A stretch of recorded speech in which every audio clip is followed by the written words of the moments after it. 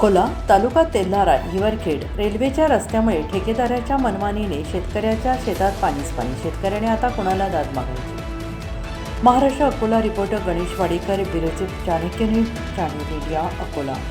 हिवरखेड येथील मालपुरा तळेगाव मालठाणा शेतशिवारातून अकोट खंडवा रेल्वेचे सडक निर्माण कार्य मोठ्या जोमाने सुरू आहे.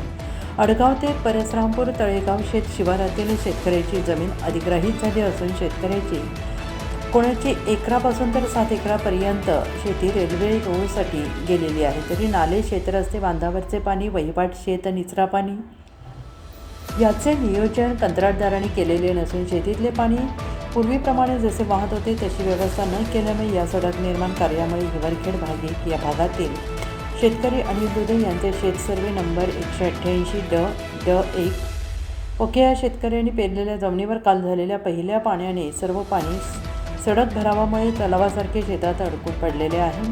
पेरलेली शेती कोणाच्या पेरणीसाठी तयार शेतीत तलाव सदृश नदीसारखी परिस्थिती निर्माण झाली आहे. शेतकऱ्यांच्या नुकसानीला जबाबदार ठेकेदारामुळे अतोनात नुकसान झालेलं आहे. लहान सहान अल्पभूधारक शेतकऱ्याचे अशा बिकट परिस्थितीत शासनाने जबाबदारी समजून या बिकट समयी शेतकऱ्यांच्या पाठीशी उभे राहावे अशी नुकसानग्रस्त शेतकऱ्यांची मागणी आहे.